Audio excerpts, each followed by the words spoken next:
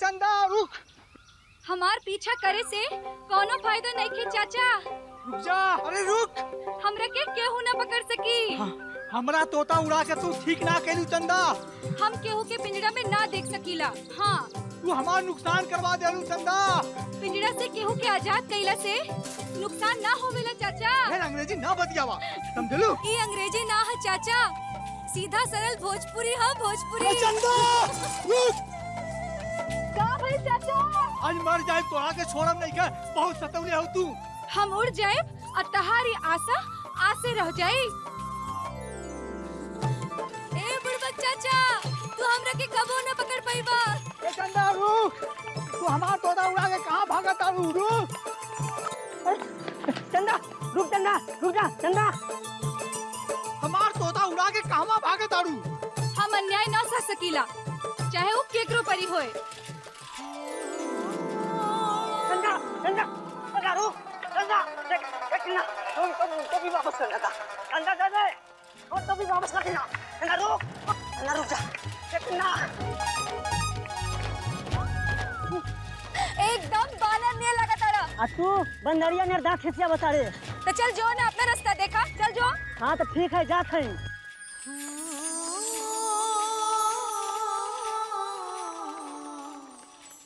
चंदा रुक जा।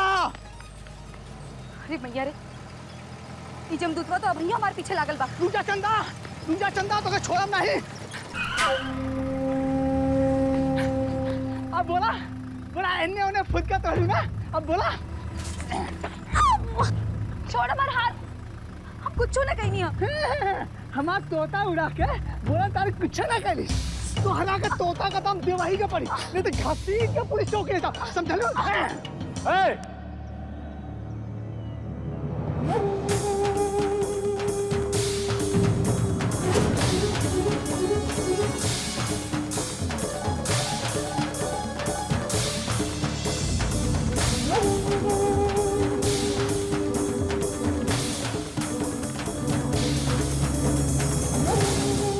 लेके कहाँ छोड़? ना छोड़ा, इससे तोता का दाम वसूल के ही रहा बाज। अरे सठिया गई बड़ा का रे।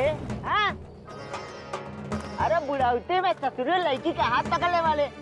छोड़ा हो मरते, एक हाथ के पकड़ी। ये हमारा तोता उड़ा दे, इससे तोता का दाम वसूला ताई। और क्या? रवा खुदे बताए, ये एक तो भोला बेजुबान पंछी के बल जोबड़ी पिंजरा में बंद कर देलस और वो बेचारा टूअर नेर उदास रहल। तो बस हम उनने से आई नहीं और पिंजरा खोल के वो पंछी के उड़ा देंगे। तब रवा बताई कि मैं गलत का कही नहीं। वो उदास ना रहा, ओकर हम देखभाल करते हैं। वो उदास बिल्कुल ना रहा, ये झूठ बोला। हाँ, देखभाल करत रही। रवा बताई कि पिंजरा में कितनो देखभाल करल जा, पिंजरा में क्यों खुश रही का? यदि तहरा के कोई पिंजरा में बंद कर दलस तो माने वहने का वो तहरा अच्छा से ख्याल रखी, तहरा के अच्छा अच्छा खाना पीना दे और तहरा के रानी के जैसन बना के रखी। हम ठीक कहनी नु मालिक? का ठीक काला? पिंजरा पिंजरे होला, चाहे वो सोने का काहे ना हो। और यदि हमरा के केहू पिंजरा में बंद करे के कोशिश करी नु तो वो बहुते पछताई। काहे से पिंजरा में तोड़ के ना हम भाग जाए।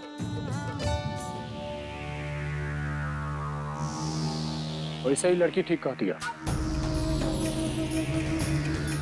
हाथ छोड़ लड़की के। हम ना छोड़ो, जब तक कि हमें नुकसान का भरपाई ना करी तब तक एक हाथ छोड़बा ना करे। हाथ छोड़।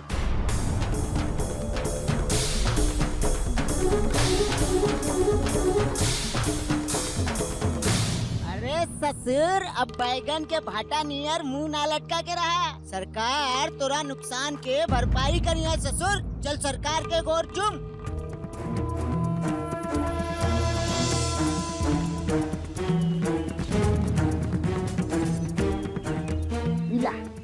पूरा 1000। अरे ये तो बहुत ज्यादा। रवा के सब करे के का जरूरत बा? ये तो हमार फर्ज है। और सुन रहे, यदि आज के बाद ते कोनो मासूम पंछी या जानवर के पकड़े के कोशिश कैलिस तो हमरा से बुरा कोई ना हुई। हाँ बुझाइल तरह के।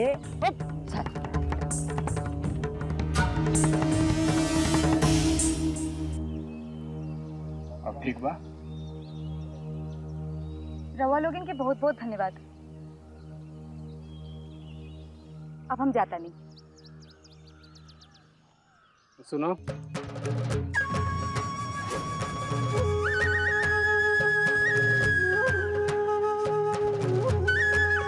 तहार नाम? चंदा। सरकार नाम तो बड़ा बेजोड़ है। जुबान पर ताला रख। गाँव कौन है? ये रघुपुर। सरकार ही जानना चाहता ने कि वो तेरा बाबूजी का करले। केहू से भीख ना मांगे ले। हम शादी ब्याह और छठी चिला में हल्दी मेहंदी और सोहर गावेली। बढ़िया, बहुत बढ़िया। तोहरा के हमनी हवेली में एक दिन जरूर बुलाई सोहर गावे खातिर।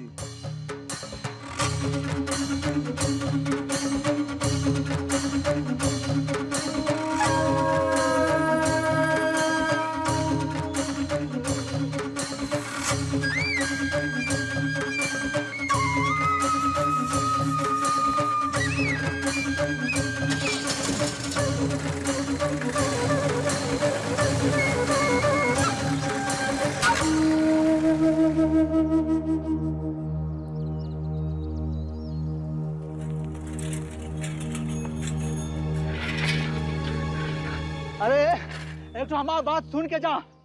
जैसे तू आज हमार तोता उड़ा देलू ना, भगवान कहे कि तोके पिंजरा जैसा ससुराल मिला। एक बार पिंजरा में फंसबू ना तो वही में तड़प तड़प के अपन जान दे देबू, समझलू? ए तोताराम, ज्यादा टाई मत करा, तोहर ना चोंचे उखाड़ दे। अरे बोर्डली मारो तहर पिंजरा के। हां, पिंजरा में बंद करबा हमरा के। अरे आज तक लाइसेंस पिंजरा नहीं बनल जे चंदा के बंद करके रख सके।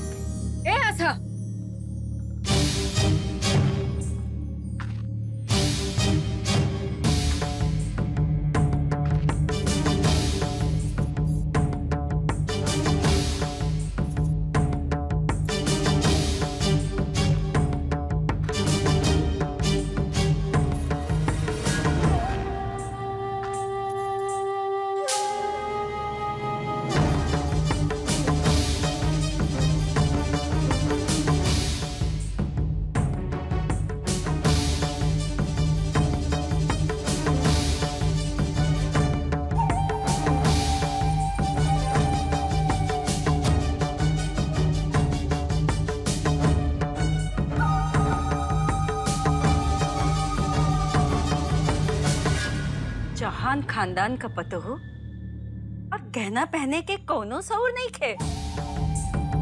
कितना दिन हो गए ब्याह के? तो हर महतारी यदि तोरा के कुछ सिखा देती तो हमरा के टोके का जरूरत ही ना रहा। बाकी ना, बगैर टोके तो तोहार एगो पत्ता न हिले।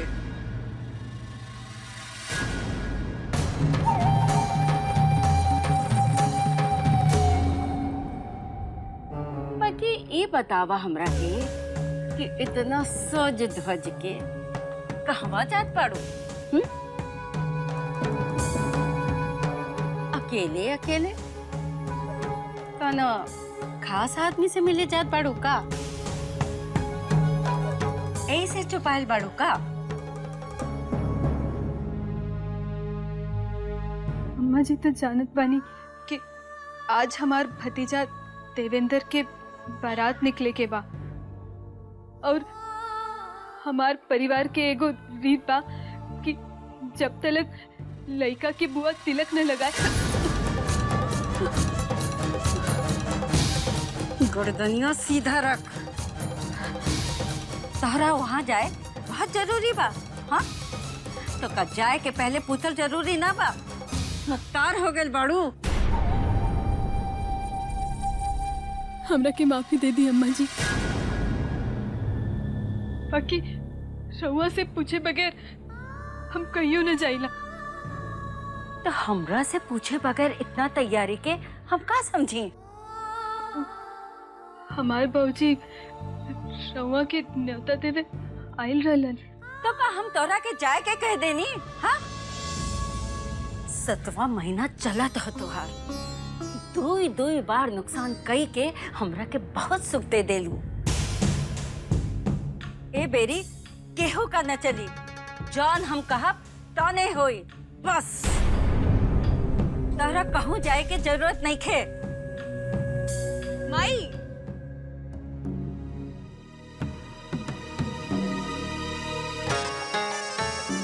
का हो सुमन?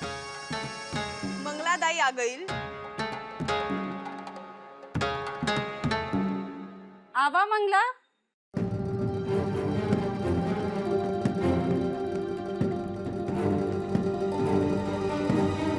तहरे इंतजार करत रहले। ए बेरी इतना देरी से काहे बुलावलू ठकुराइन? अरे हमनियों के भी तो देरी से पता चलल मंगला। अब भौजी तो अपन पेट छिपावत रहली, बाकिर कभी सच पे भी पर्दा पड़ल बा का? अब जब पेट निकले लागल तो हमनियों के पता चल गइल। तई का ठकुराइन खा जा। का ठकुराइन, ऐसन घड़ी में मिठाई न खटाई रखल जाला। का दुल्हन खट्टा खाए के जी ना करे का? अरे भौजी के ई सब कुछो खाए के जी ना करेला। अब पिछलका 2 बेर ए बात के ख्याल ना रखी। आ देखो का भइल, खराब हो गइल नू। आ खटाई तो आंखों उठा के ना देखेली। अरे का भैल, काहे मुस्कुरात बाड़ू? एकर लक्षण बड़ भल बा। का? रुका।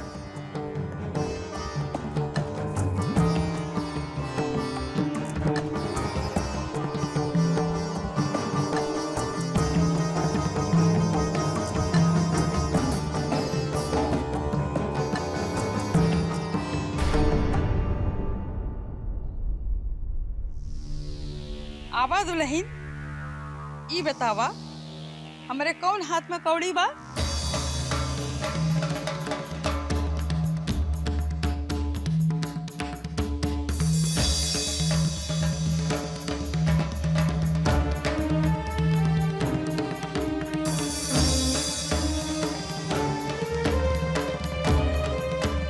देखा भौजी, खानदान के इज्जत अब तहरे हाथ में बा।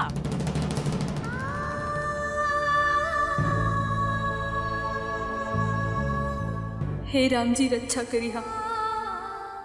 ना जाने ही कौने परीक्षा में फंसा देली बिया।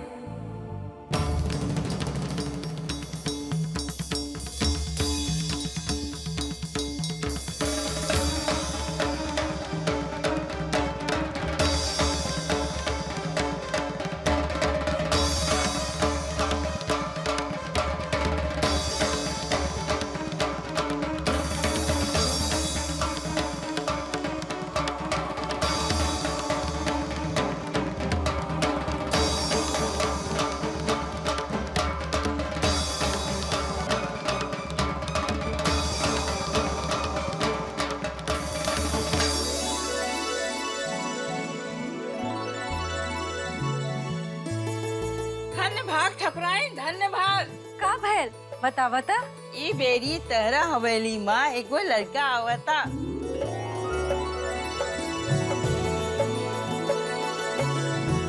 तहरा गोद में तहार पोता खेली और सुमन का भतीजा। हमार लेक तैयार रखे लोगिन। यदि ई सच हो गए तो जौने मंगबू तौने देव। ई ठकुराइन के जबान बा। बाकी ई बतावा, ई बात के गारंटी का बा? 16 आना गारंटी बा। आज तलक जोन मेहरिया हमरे कौड़ी वाले हाथ में हाथ रखलिस ओकरे बेटवा भव। एकरो बेटवा होई अजमाइल। अरे सुमन, मंगला के मुंह मीठा करवावा। हाँ माई, हाँ ओके आप तनी आओ मंगला।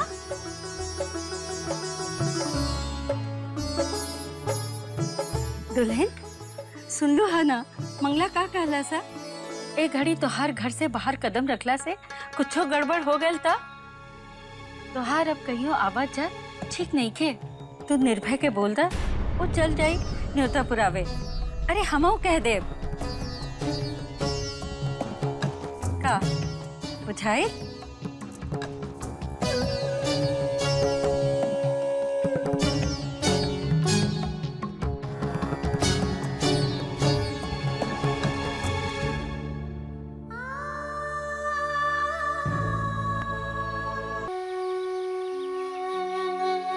बाबूजी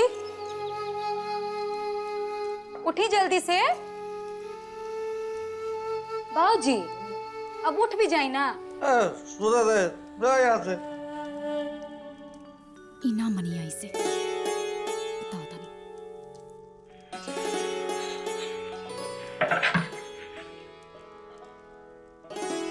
चलिए उठी बाबूजी, अरे बिहान हो गए, अब यहीं तक सुतले बानी। सुधा दे जा जो यहाँ से। अब उठ जाए ना तब पानी उड़ेल दे। अरे बाप रे, ओहो अरे उठ गई थी ये दादा। अरे अरे हमर करेजा के टुकड़ा, अरे ऐसा का जुलुम हो गई, कितना बिन सरे हमरा के उठा देलू। तनी आँख खोल के देखी, सूरज सिर पर चढ़ आइल बा, कि बिन सहारा नहीं खे बुझाइल। हाइली चली मुंह धोली। अरे तो पानी हो तो और का चाहिए?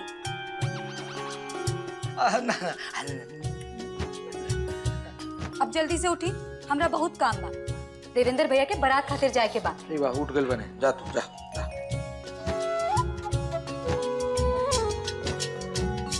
पहले हमारे को सवाल के जवाब दा। देवेंद्र भैया के बारात खातिर तरह पगड़ी खरीदे कइल गइल रहे ना? पगड़िया कहाँ बा?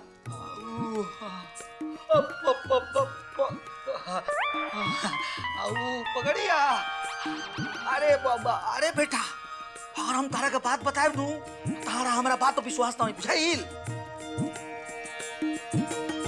फिर उहे कहानी।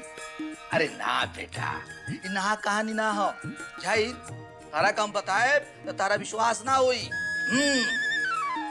हम जब पगड़ी खरीद के आओ तरनी तो हमारा पीछे ढेर बानर पड़ गई सन बुझाइल। अरे अरे बेटा, अरे अगर बात सुनो, झूठ नहीं की बोलो, हम साथ बोलत नहीं बुझाइल। जब हम बाजार से चलनी तो हमारा पीछे पीछे बनरा चल सन।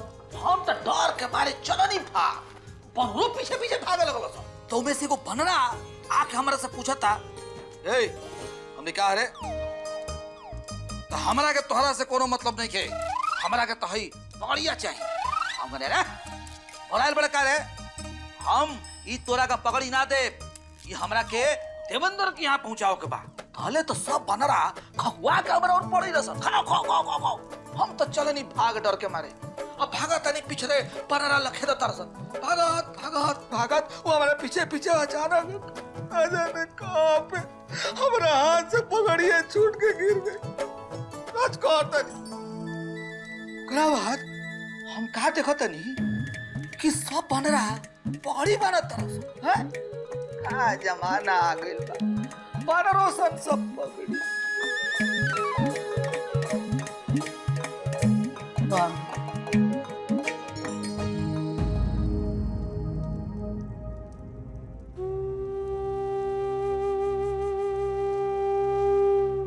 तारी किस्सा कहानी कबले चली बाबूजी? हाँ, हमनी के कुल पैसा तू तो शराब में झोंक देला, तो तारा क्यों लोग पगड़िया किन खिलावे खातिर पैसा देलस, और तू पैसा के भी शराब में उड़ा देला। काहे बाबूजी, काहे? हर घड़ी एक तो नया कहानी लेके आ जाला। एकदम बेलज हो गइल बड़ा बाबूजी, तो एकदम बेलज हो गइल बड़ा।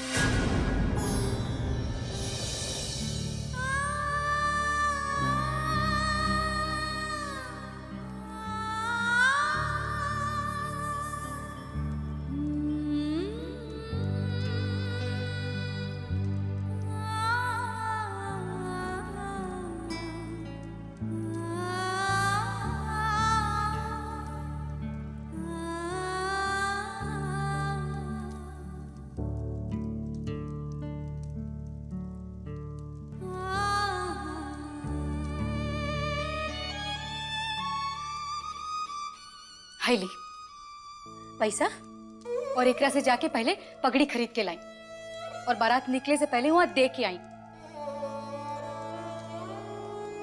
ये पैसा हम कुसुम के फीस खातिर रख ले रही।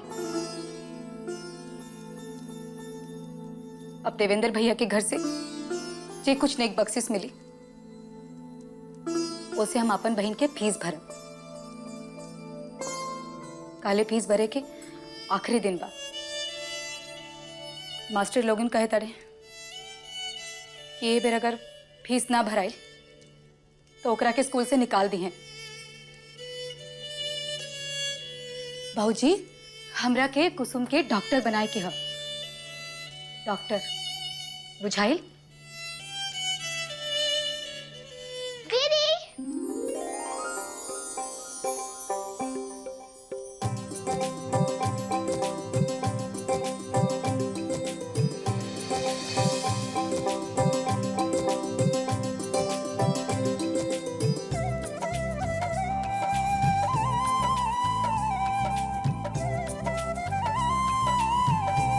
डॉक्टर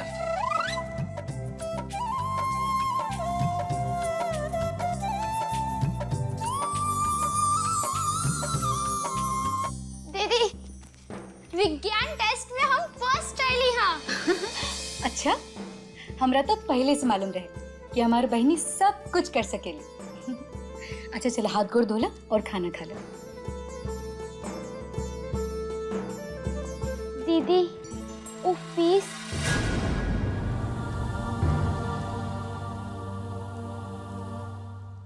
बबुनी काले तहार फीस जमा हो जाए। तो सबसे अच्छी दीदी आओ। चल जा।